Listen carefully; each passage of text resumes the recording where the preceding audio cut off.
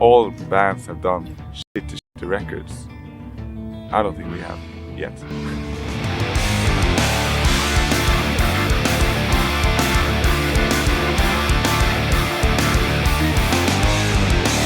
I hear the beating of the hounds in the distance. I hear them devouring pest-ridden jackals of the earth. Diabolical beasts and open the forest. Opeth is unequivocally, bar none, maybe my favorite metal band of all time. They're super consistent. They put out 14 albums over the course of 30 years. The way that Opeth is able to seamlessly weave in death metal, fusion jazz, folk music, all in such a way that it's cohesive and that it flows, is quite frankly unmatched by any other band that's out there. Even though I am a registered Opeth glazer, I will try my best to keep this commentary fair and balanced. So let's give some quick background on the band. They formed in 1990 in Stockholm, Sweden, and quite frankly, none of the original members matter. What do you mean the people were just kind of nothing? They're just like not important, like they don't matter. And that is because this band did not become what it is today until musical genius, frontman, composer, guitar player, vocalist, poet, stand-up comedian Mikeal Akerfeldt joined the band when he was recruited to play bass by then, I guess, vocalist and creative force David Iceberg. And I just gotta say real quick, the nerve of David Iceberg to put Mikeal Akerfeldt, the Mozart of our time, you recruited him to play bass. That's like saying, hey LeBron, you're the water boy tonight. David is pulling up to the band's like rehearsal space out in who knows where, and he's like, all right Michael, just wait outside here, I'm gonna tell the band that, you know, you're coming in. So Michael's waiting outside the shed, and what initially started off as kind of murmurs, indoor voices, gives way to shouting, and then there's punching. There's like a Looney Tunes cartoon fight going on. There's shots fired. A second plane hits the cabin. So after all that, David comes out, looks at Michael, and he's like, all right, everybody got pissed at me for hiring you because we already have a bassist, and I didn't tell them that we were going to replace him. So everybody left the band. Now it's just me and you, buddy. Eventually, David would also leave the band, citing creative differences with Mikeal Akerfeldt. Michael would round out the rest of Opeth's lineup with lead guitar player Peter Lindgren, who actually joined as a bass player initially, but then, you know, worked his way up the corporate ladder. You had drummer Anders Norden and bassist John D. Farfalla. And it was with this lineup that Opeth would release their debut effort, Orchid. You know, even though at the time I was a pure death metal head, I guess I was lying a little bit to myself because I still liked the dynamics, I still liked soft songs and stuff like that.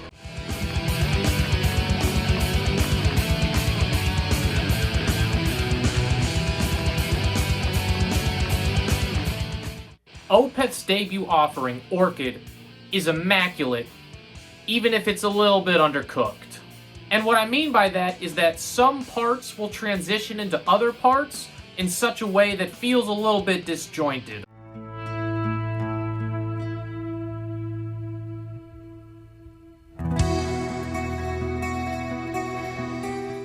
But I don't think it's anything egregious, and honestly, even if it is a bit disjointed, the different sections still sound so good, it kind of just doesn't matter. Although the song where I think they managed to make everything flow perfectly is probably my favorite song on the album, The Twilight Is My Robe.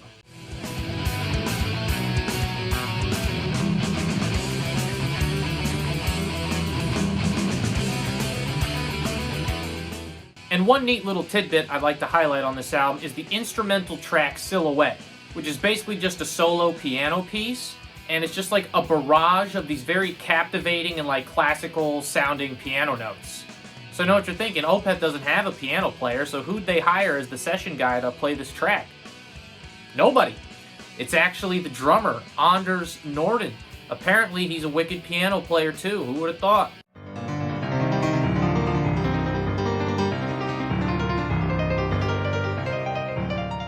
And one thing that bothers me about the discourse of this album is when people say this is Opeth's black metal album. Alright, I don't know what dumbass music critic, cover killer, parroted this idea, but it doesn't make any sense. Just because the vocals are higher pitched, this is black metal? You know, by that logic, Morbid Angel's Altars of Madness is black metal. Carcass's Necroticism is black metal. I mean, that idea is just absolutely asinine. We also plan our eventual world domination in the live circuit, because we didn't play live much at all in those days, by rehearsing in pitch black darkness. So we could play the songs without looking, you know, that it's a bit pretentious, but that's what we did.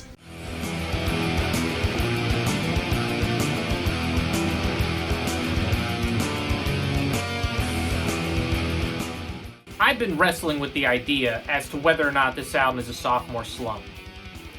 And quite frankly, I think it is. Now look, I know, this album has its fans. It has many fans. But quite frankly, I think it commits the cardinal sin of prog music. Padding out the runtime of your songs just to make them 10 minutes for no reason. This album has 5 tracks, all of which are over 10 minutes long, one of which is 20 minutes long, and all of these songs could use some fat trimming. Now, don't get me wrong, I still like this album. Take my favorite track, for example, To Bid You Farewell. That song is about 11 minutes long, but you probably could have cut it down to like 7 or 8 minutes. The reason it's still my favorite is because I'm a pussy and I love ballads.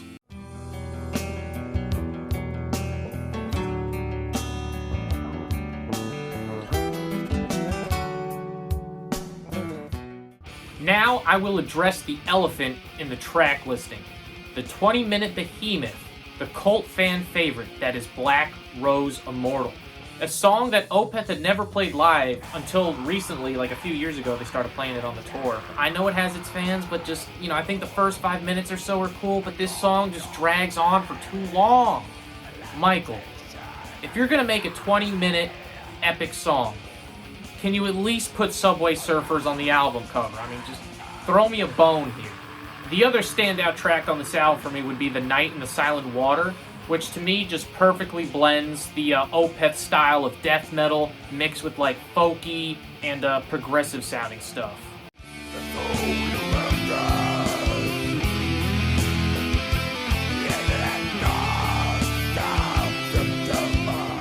After recording this album, the bassist and drummer would both leave the band, and then Mikeal Akerfeldt would bring in the Martins, Martin Mendez and Martin Lopez, who both hail from Uruguay. Shout out to Uruguay.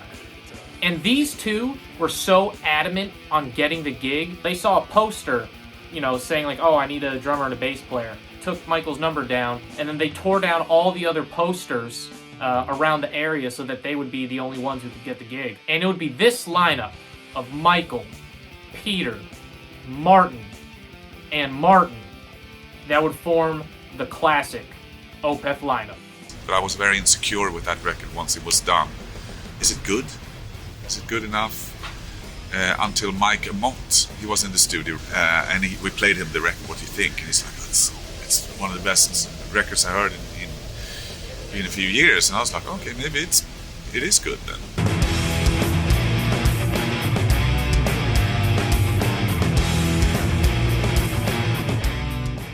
This album is the start of Opeth's classic era. I don't know why people say that it starts with Still Life. I mean, this album had the classic lineup.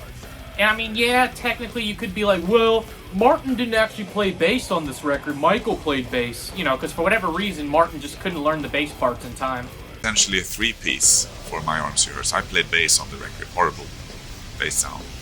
Pretty horrible playing too. But Martin was probably the one who knocked some sense into Mikeal, telling him to streamline the song. It's not like the compositions have been dumbed down.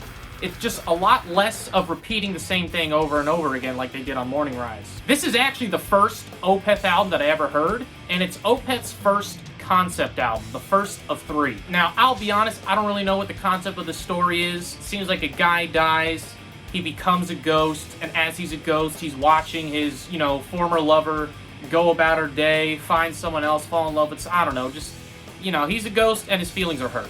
The album opener, April Ethereal, which for the longest time I thought was called April Ethereal, showcases what Opeth can do best, which to me is put emotion into the music, because even though the guitars are distorted, the double bass is flying, Mikeal's doing his ferocious deep growls, the music still sounds, you know, beautiful and sorrowful, things like that.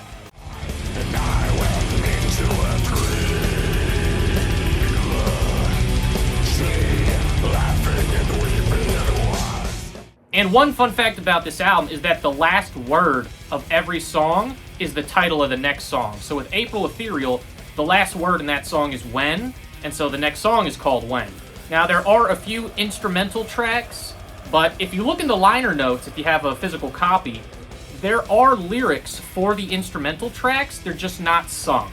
Overall, I think this album skews on the heavier side of Opeth's discography, and I would also say it's a bit more straight ahead. So like if you're more into just straight ahead death metal, this might be the Opeth album for you. I mean, granted, there's still going to be the acoustic guitar sections, there's going to be some proggy stuff. This is Opeth after all. But I feel like the songs on this album, they don't take as drastic turns as some of their later output would. Heaviest song on the album, absolutely Demons of the Fall. I mean, when Mikeal's double-tracked vocals come in, it's like a friggin' jump scare.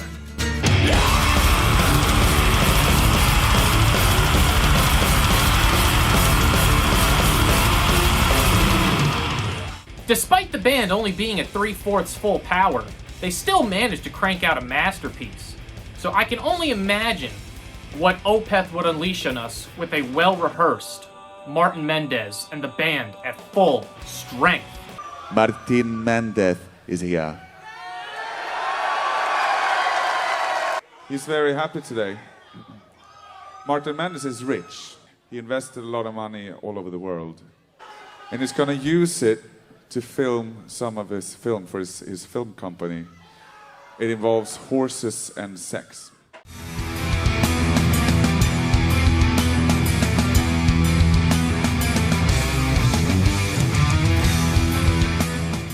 Okay, and then Still Life?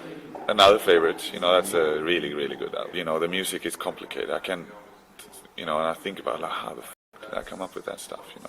1999 Still Life is my favorite Opeth album, and it's another concept album.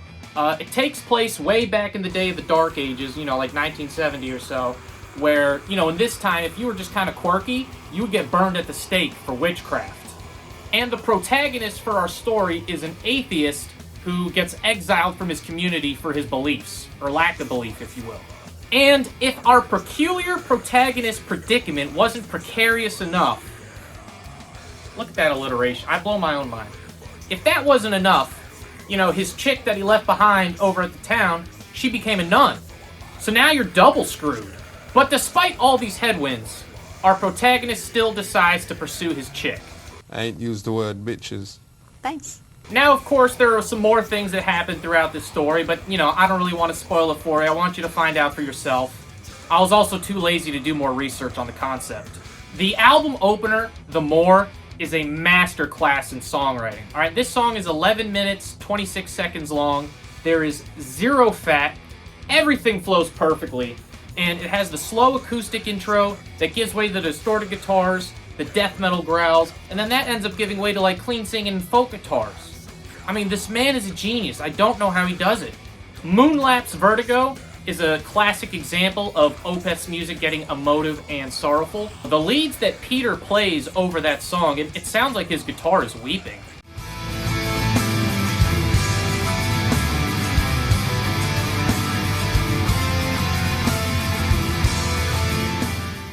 My favorite song on the album is one that doesn't have any death growls and is actually somewhat different for Opeth standards, which would be Face of Melinda.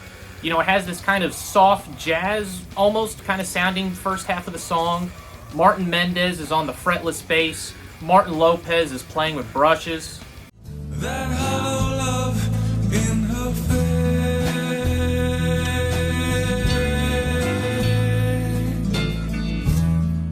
Now I know some of you out there are like, alright Radon666, that all sounds well and good. It sounds like we got all the progressive stuff covered. But what about the heavy stuff? Like, where are the riffs? And don't worry, this album has some riffs, alright? The second song, Godhead's Lament, is pretty heavy. And if you want to talk riffs, may I introduce you to Serenity Painted Death.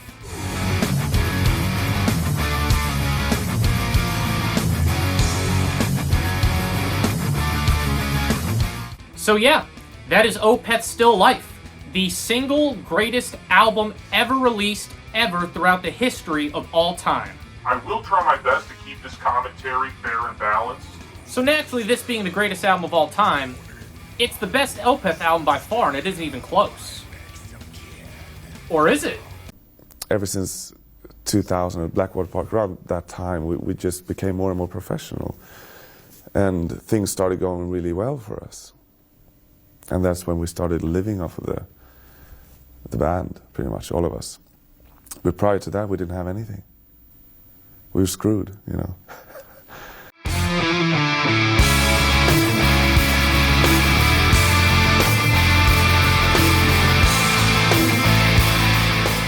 How on earth do you follow up a magnus opus such as Still Life? You just do it again! Make another masterpiece! But seriously, if Still Life is Opeth's version of Revolver, then Blackwater Park is their Sgt. Pepper's. And please ignore that I couldn't get the fucking sticker off this. I've been trying, I can't do it. And the big X factor on this album was the band working with super producer Steven Wilson, who worked in Porcupine Tree as well as having his own solo career. Now, I'll be honest, I have not listened to any Porcupine Tree. I listened to one Steven Wilson solo track. I thought to myself, this song is weird, turned it off, never listened to anything from him ever again. But unlike his music, it's not just wank that comes out when Steven is spinning his knob. Get it? This album is immersive. Just atmosphere out the wazoo. I don't know what kind of black magic Steven Wilson put on this album, but it is the bee's knees.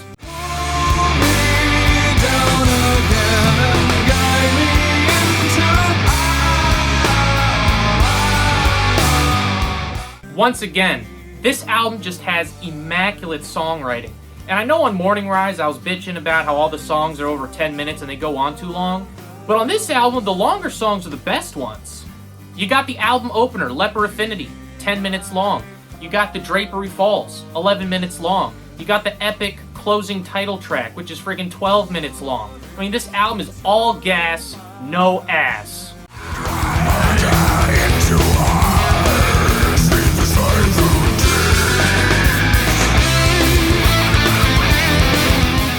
My favorite song on the album would probably be Bleak, which comes in at a brisk 9 minutes in runtime. And I really love the second half of the song, where the band is just jamming out. And if you listen very closely, there's a very faint, yet still audible lead guitar that to me just sounds so emotive. And Martin Mendez's bass line just accentuates it perfectly.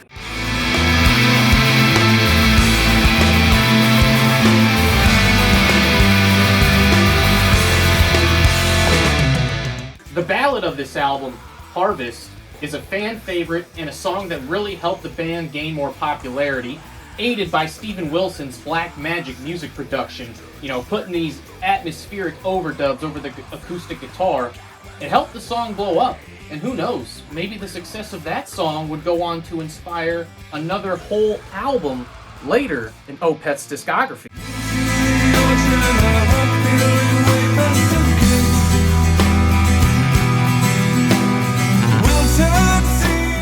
Now, before I let the Opeth glaze get too out of hand, I will say you have a couple, so-so songs, like Dirge for November. That song is decent, but, pales in comparison to the rest of this album.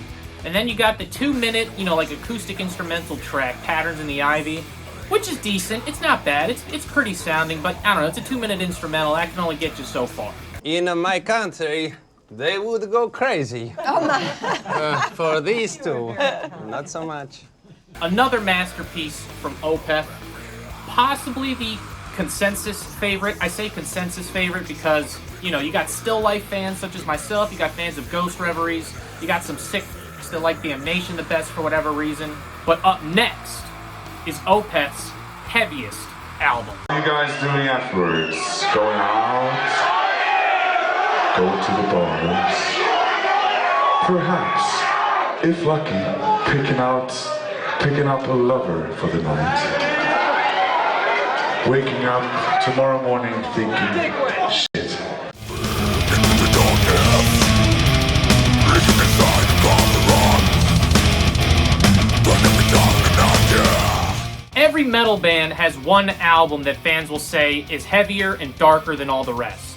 And for Opeth, that album is 2002's Deliverance. But I want to get into this album by talking about my favorite track, the title track, Deliverance. This is probably the heaviest Opeth song. It starts off with a tritone guitar riff that just rips your face off like a manic chimpanzee, and Martin Lopez is just ass blasting the double bass.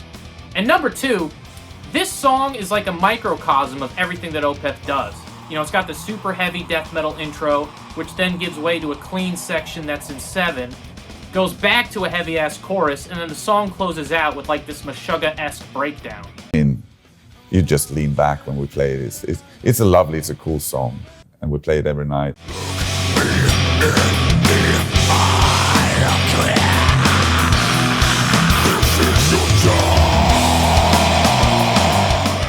My second favorite song on the album would be the Morbid Angel / Jethro Tull mashup known as Master's Apprentices, which has this super awesome, super heavy doomy riff to start off the song.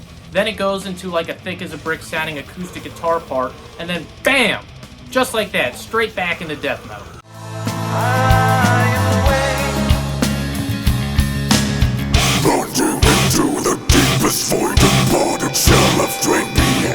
But as you may have noticed, the production on this album is not as pristine as it was on Blackwater Park.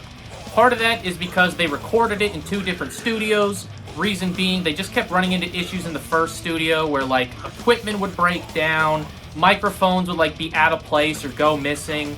So then they had to rush to go with Steven Wilson, have him record them, fix the album, all that stuff. This album was actually supposed to be a double album, but obviously the label wasn't really going to be having any of that, and this album was going to be like the heavy songs, and then the next album that we're going to talk about would be a softer, kinder, gentler Opeth. Time for the song that will get us chicks backstage.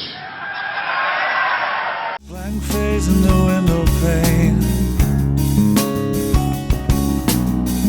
made clear in seconds of light. It's almost like I can imagine like the Beatles had with George Martin. You can tell Steven like, I wanted to sound like Underwater, or I wanted to sound like I'm miles away, or you know, something like a telephone. It's so easy because you tell him an idea and he'll understand instantly. You know how most Opeth albums have at least one kind of slow ballad song? What if you made an album just entirely out of Opeth ballads? And that is exactly what 2003's Damnation is. And despite the fact that there are no death growls, it's all like clean and acoustic guitars, it's actually a fan favorite amongst the Opeth fan base, and the more accessible nature of this album actually helped gain them a lot more popularity, both with fans and with critics. This album is peak Opeth sad boy hours. You got songs like In My Time of Need, Death Whispers a Lullaby, To Rid the Disease, you know. Mikeal was not a happy camper during these recording sessions. His grandmother passed away while they were making this album, and I have a feeling a lot of that pain kind of seeped its way into the songs. And I should contemplate this change to ease the pain. The album opener, Window Pane, is a fan favorite. Death Whispered a Lullaby has lyrics penned by Steven Wilson and some pretty cool drumming from Martin Lopez. Closure sounds like vaguely Middle Eastern with some of the riffs and stuff going on. But my favorite song on the album is To Rid the Disease. I just love that chorus. This innocence torn from its maker, still want to trust in you. I really like this album, but part of me feels that it's a bit overrated. You know, there are a handful of Opeth fans who would say that this is their favorite, which to me is diabolical. I think what makes Opeth great is their ability to intertwine the heavy stuff with the pretty stuff. And not just for the sake of like showing off, but because the heavy stuff and the pretty stuff unlocks the full dynamic range, you know, of Opeth's ability to express themselves or whatever. So as much as I like this album, you know, the lack of heaviness, I would say, kind of puts a very clear ceiling on this album, as far as my own personal Opeth rankings go. Another band with a great guitar player named Mikeal. now this guy has got some very twisted thoughts. And he would talk into the microphone like this, very, very, very, and he would be so solemn and so just conviction. And he said, this next song is about b***ing.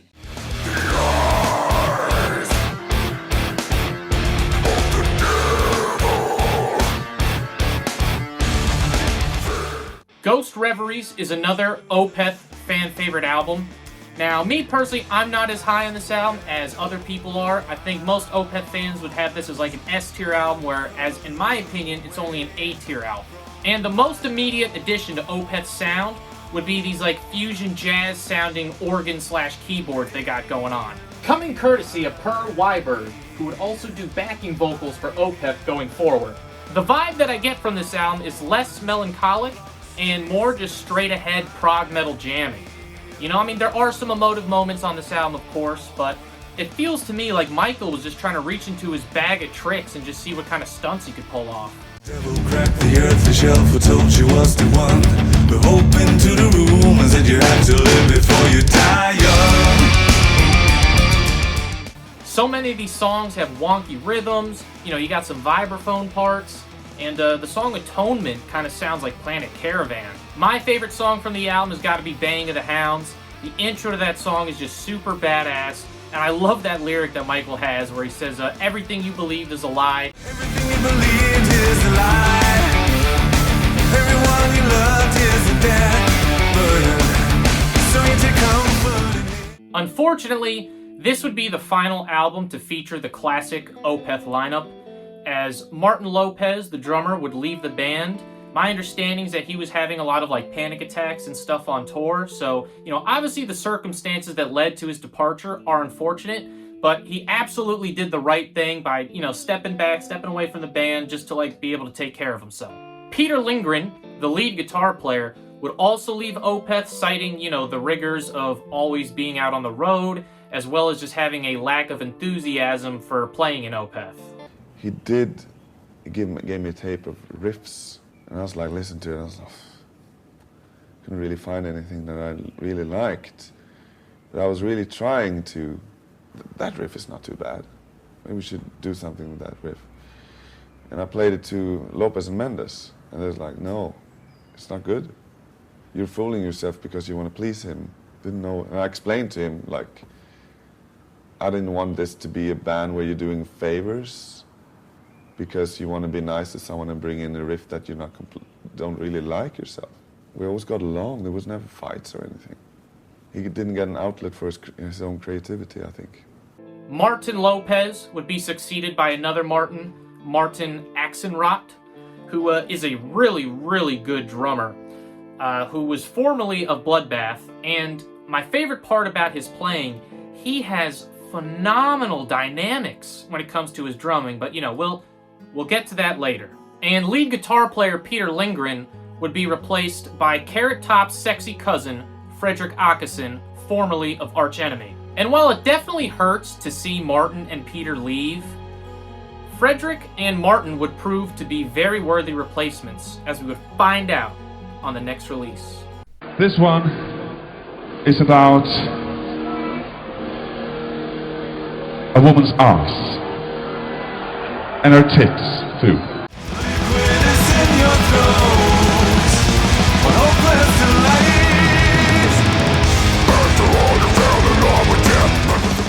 I always thought Coil was an odd choice for the album opener. It's not a bad song, it's like an acoustic ballad that features some guest vocals from Natalie Lorix, who was Martin Axenrot's girlfriend at the time. Way to be, Martin. I think this album should have opened up with Heir Apparent, because that first riff is massive. Alright, you know, you hear Coil, and you're like, oh man, is Opeth gonna be pussyfooting on this album? And then you hear Heir Apparent, and it's like, oh shit, Opeth is coming with the dicks out.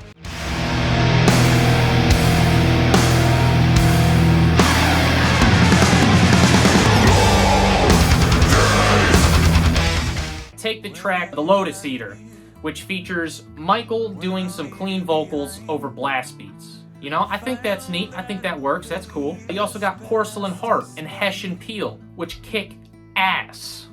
Especially the latter, which starts pretty soft, but it builds up in such an interesting way until you get this super heavy-ass payoff riff that just makes everything worth it.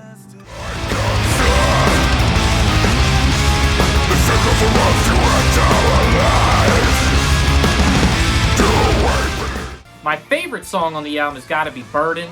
I mean, come on, people. You know how much I love ballads. Even though Coil is also a ballad, Burden beats it out because it has this absolutely orgasmic keyboard solo that is very reminiscent of Rick Wakeman's work on Close to the Edge by Yes, which is my favorite prog album of all time. So you know when I hear some wicked keyboards, I'm going to slop all over it like my ex-girlfriend that claims she's an actress.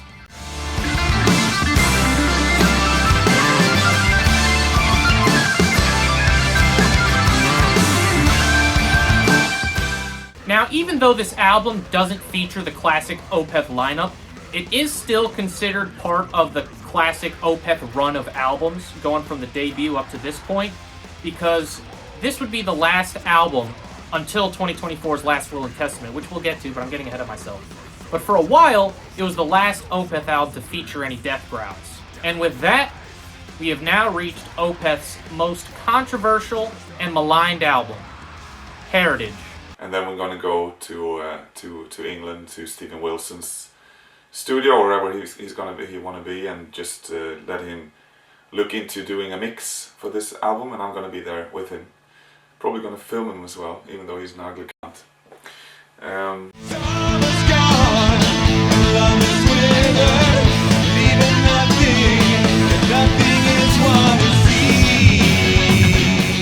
The album where Opeth dropped the death growls. Even though they did that 8 years earlier with Damnation, but for whatever reason no one gets their panties up at a bunch about that. And when it comes to the vocals, I don't think Mikeal was trying to deliberately move away from the death growls per se. He actually did write kind of like a more traditional Opeth sounding record, like with metal guitars and the death metal vocals and stuff. But he wasn't really thrilled with it. He took it to the other band members. They didn't really like it either, so he ended up just completely scrapping it. And basically, when he started over, the result was Heritage. I don't think it's just the lack of death growls that is what makes this album so jarring to Opeth listeners. I mean, if you listen to the sound, the production, it has a very 70s prog rock kind of sound. You know, the guitar tone sounds like if Steve Howe was trying to dial up a metal tone. And the keyboards and organs are really brought to the forefront for these compositions, whereas before, it seemed like Opeth would only bring the keyboards in as needed. Now, I don't hate this album. I think it's decent, but it is definitely my least favorite Opeth album. And I can understand how some fans maybe think the band went a little bit too far in the prog direction and kind of strayed a little too far away from the metal sound. But, you know, I imagine a lot of that is all up to your own personal taste. Of the more progressive sounding songs, I feel The Dark has got to be my favorite, because Martin's dynamics and feel on the drums are impeccable.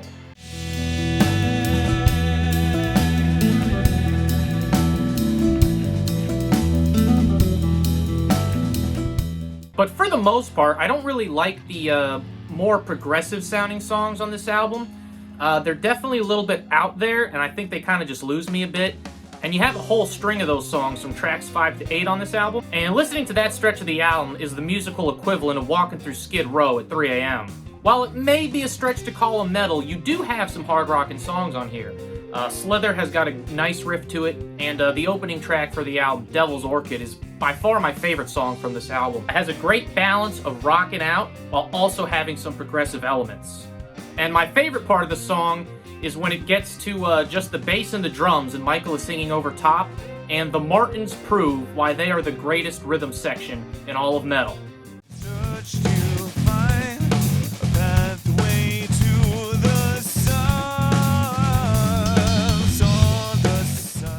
Overall, like I said, I think this is the weakest Opeth album in the discography. And if you don't like 70s prog rock, you should probably just skip this one entirely. He would leave the band after recording this album, and then the band would hire a keyboard player named Joakim, and he would stay with the band going forward. First question is always the hardest when you're doing an interview, but I've got to ask this question.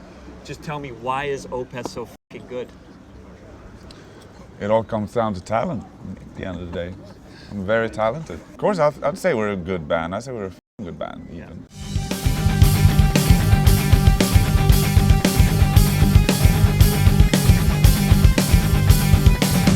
Pale Communion.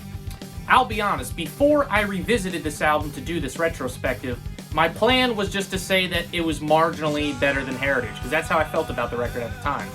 But after re-listening to it, this is absolutely the most underrated album in Opeth's discography. This album's good. The album opener, Eternal Rains Will Come, starts off sounding like a wicked fusion jazz song, thundering keyboards, Martin is going apeshit on the drums, and then when Mikeal finally comes in on the vocals, he cured my erectile dysfunction.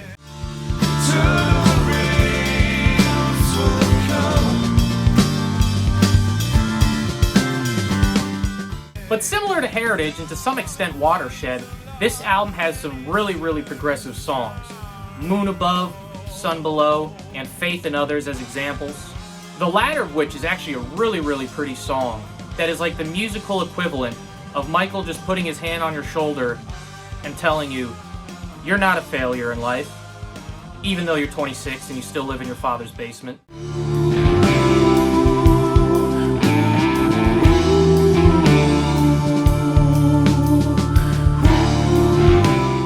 Not every song on this album is a progressive epic, though. You got a Cusp of Eternity and Elysian Woes, which I would say are the kind of more accessible songs on the album. And you also got the super funky instrumental track Goblin, which I'm not gonna lie, I like bumping that one every now and then.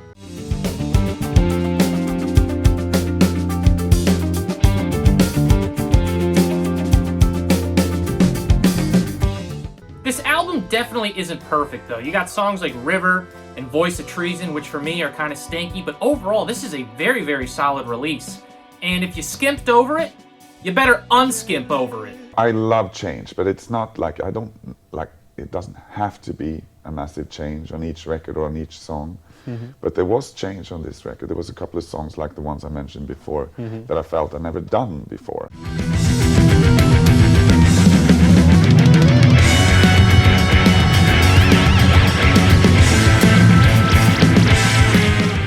The Sorceress slander ends right here, right now.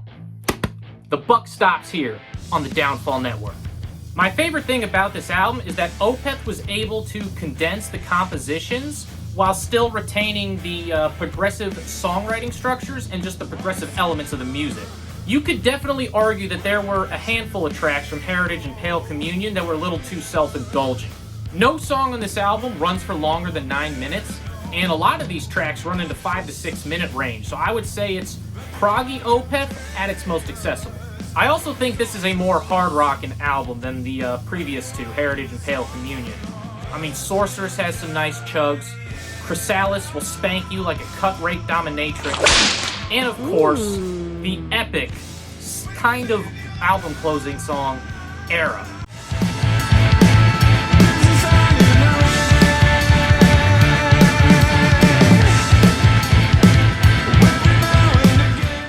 But my favorite song on the album, come on people, what is the rule of thumb? It's gonna be the ballad, and the ballad for this album is Will-O-the-Wisp, which honestly sounds like a Jethro Tull song disguised as an Opeth song, but it's just so pretty and cathartic, I could give a fuck less.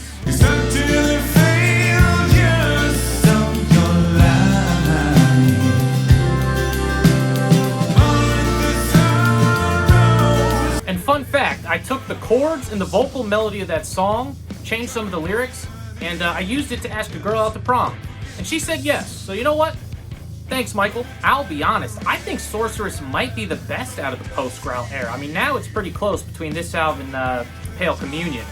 But I think if you want a starting point to get into the post-growl, more progressive-sounding Opeth, I think this is the best place to start. I think the bulk of the material on the record is about loneliness, I would say, which I think is a fascinating thing now that people are on social media. They have more friends than ever, I think, but not in the flesh.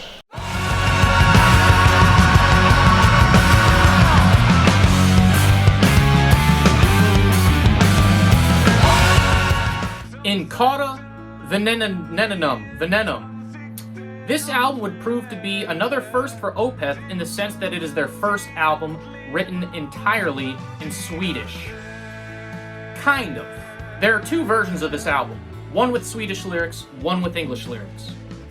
What's up with that? I was a bit afraid that maybe the language, Swedish language, would be a barrier between this record and fans who didn't like that. So I felt I was so happy with the music. I wanted people to hear it, and it would be a shame if people passed on this record just because they don't understand what I'm singing. To be fair though, I feel like this is one of the weaker albums from Opeth, kind of on par with Heritage. A lot of these songs just kind of lose me, and it has nothing to do with the songs being in Swedish. You know, that doesn't really bother me. I just don't care for some of these songs. You do have some standouts on this album, like Sveket's Prince has Mikeal doing some really, really cool clean vocals. And I think that's one of the things that kind of gets lost in the discussion about post-growl Opeth, is that Mikeal really, really developed a singing voice.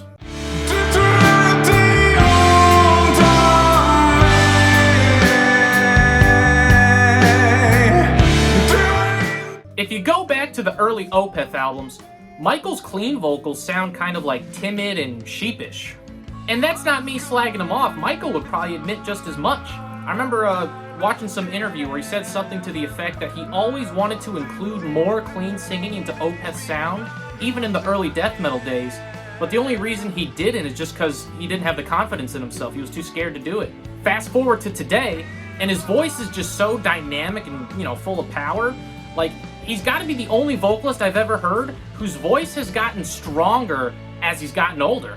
As for my favorite song on the album, it's actually not the ballad this time. For me, it's the heavy-ass, Meshuggah-esque Charlatan.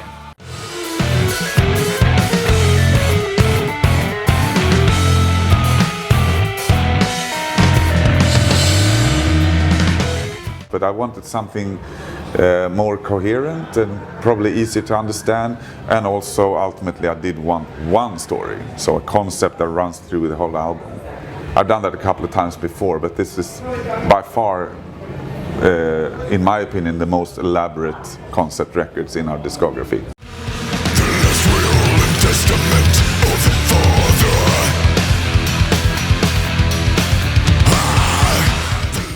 Your ears do not deceive you.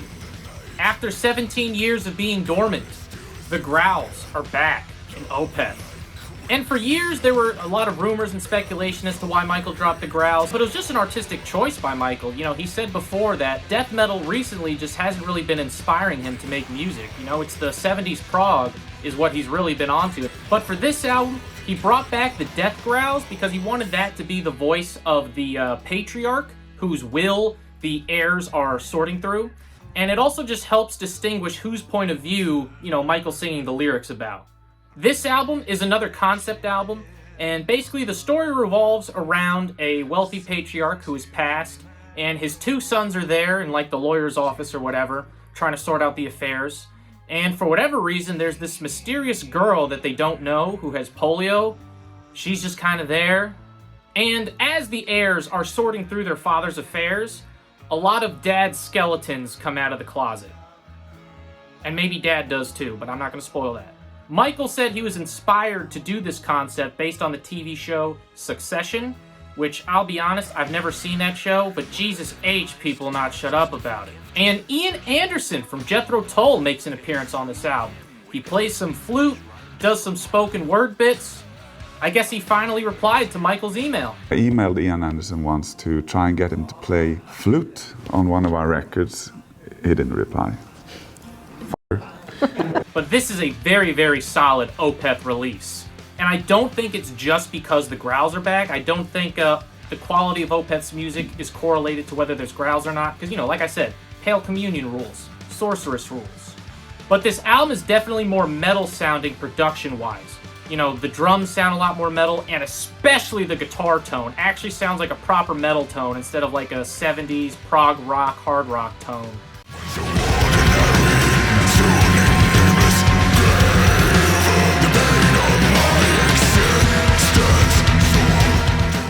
This album would also feature the debut of yet another new Opeth drummer, Waltteri Väyrynen. I don't know. Now look, I I have a lot of respect for the country of Finland. I love Finnish black metal. But Jesus Christ, Finland, your language is a phonetic nightmare. At the time of recording, I knew he was great. I just didn't know he was that great. He did all the songs in the first take. He played the whole song through, and I'm like, yeah, I think we got it. And he's like, no, I'm just warming up. And this guy's legit. I don't know how Mikeal keeps finding all these crazy drummers.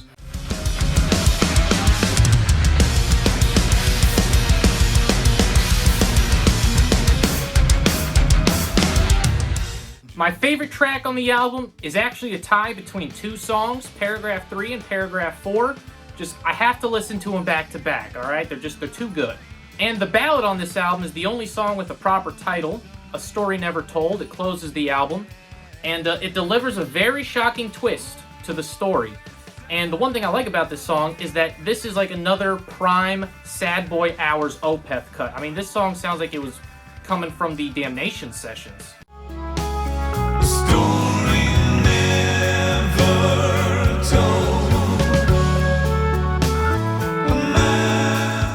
So what did we learn, class? Well, we learned that the hype is real, Opeth is legit, and that Mikeal Akerfeldt is Metal Jesus, Martin Mendez is a Sigma Chad, Fredrik is sexy, Waltteri is death metal Neil Peart, and Joakim is a keyboard warrior. Subscribe to the Downfall Network. No!